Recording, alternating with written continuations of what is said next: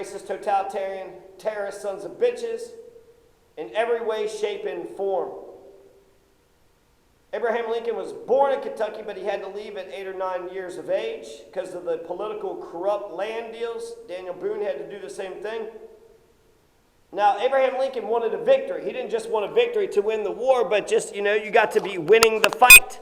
And so he's just thinking of the basic implication of everything. So we need to win the Battle of Perryville. We just won the Battle of Corinth in northern Mississippi.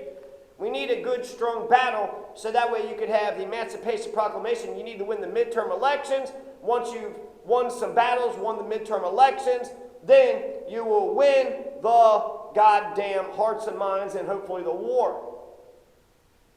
So he wanted to get support for the Emancipation Proclamation. We need a victory. We need a victory. Just like McClellan, he just keeps pushing these generals, Buell, Don Carlos Buell, and these other generals, and they won't fucking go. There was some guy that came out of the west, side of America, and he was sitting there saying, our enemies, you only see the backs of our enemies. The glory is in advancing. All this talk about supply lines and the lines of retreat, this is a bunch of poppycock. It's a bunch of balderdash. It's a bunch of horse shit. You advance, and you advance some more. So he got the reputation of being known as an ass. But there is something about that. The Union has the men, the equipment. So Abraham Lincoln wanted to win the midterm elections. He wanted to keep the Congress in the hands of the radical election or the radical Republicans. And I got the numbers, so let's talk about the election numbers. So October 8th, 1868 is the Battle of Perryville, and then November is just right around the corner, right?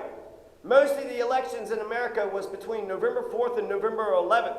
They didn't have the same election day. It was up to the states, and the states would just call elections whenever the fuck they felt like it. So most of the midterm elections happened between November 4th and November 11th. The Senate had 31 Republicans, 10 Democrats, and 7 Unionists. After November, the Senate was 33 Republicans, 10 Democrats, and 7 Unionists. So actually, the Senate gained 2 Republicans, and the Democrats and the Unionists stayed the same. 28 why does it say 28 Unionists right there?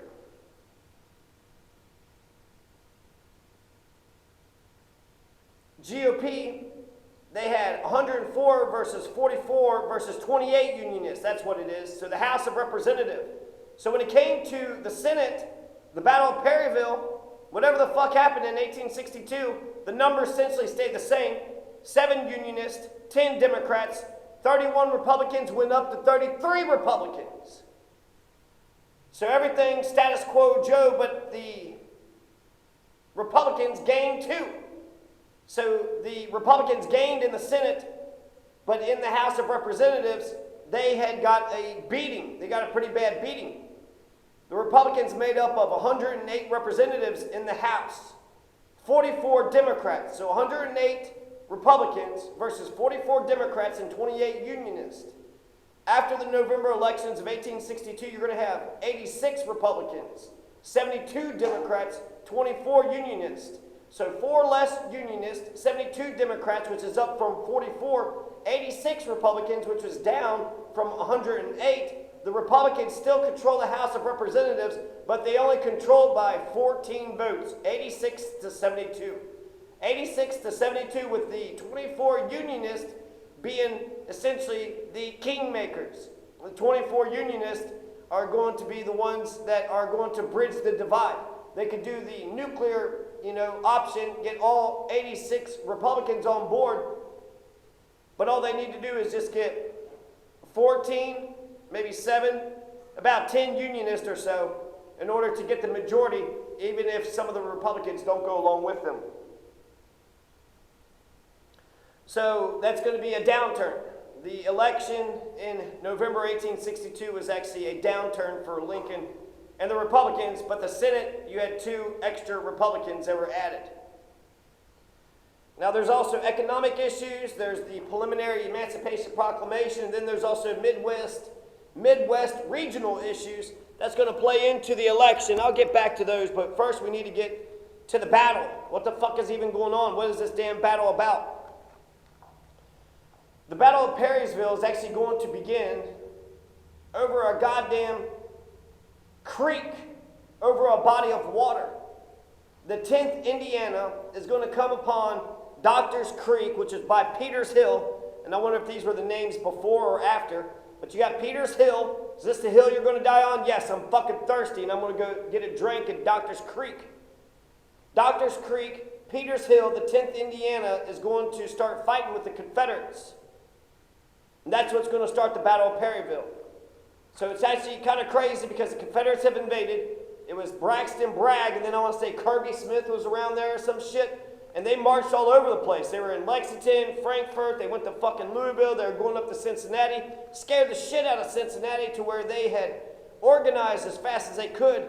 And Cincinnati was able to get a body of men, 70,000 strong. So because of the invasion, that created the nation of Cincinnati. They're like, oh shit, they've invaded Kentucky? Well, hell, Cincinnati's just right the fuck here. They're on their way here. They're on the way to... Kentucky's a good border state. It's a good buffer zone. But they might actually come to the north.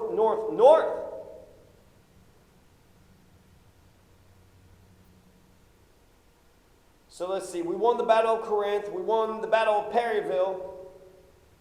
The Battle of Corinth was Rosecrans and Hallett.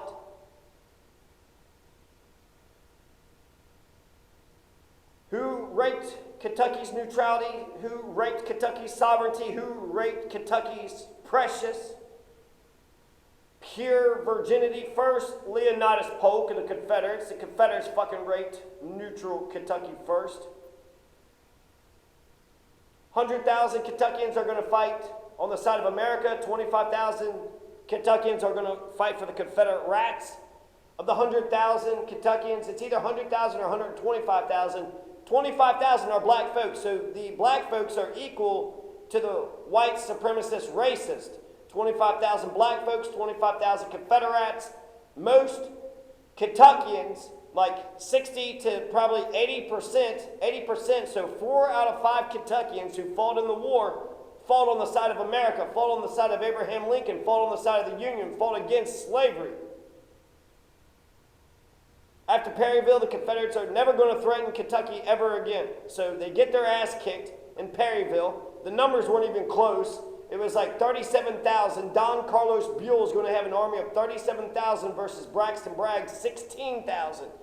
So they had more than 2 times the army that the Confederates had. So there was a clash.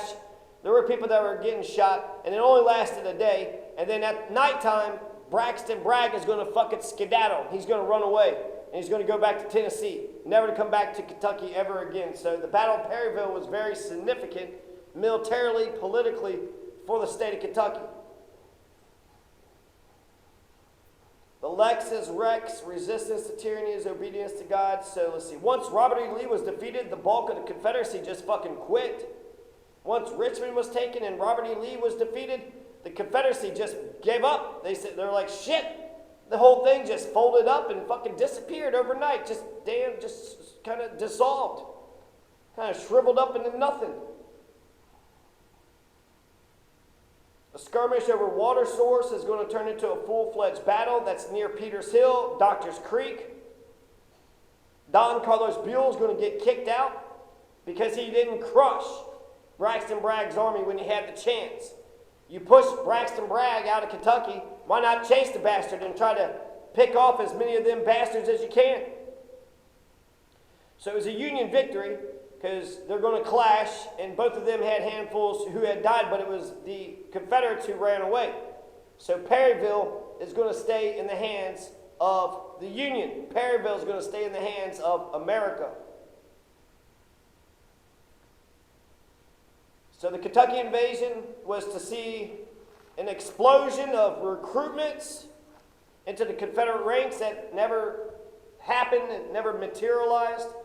Cincinnati had got scared, so they got reinforcements. A guy named Wright, General Wright, is going to command 70,000 Americans in Cincinnati. So they're able to raise 70,000 people in the greater Cincinnati area to fight against the Confederate invasion.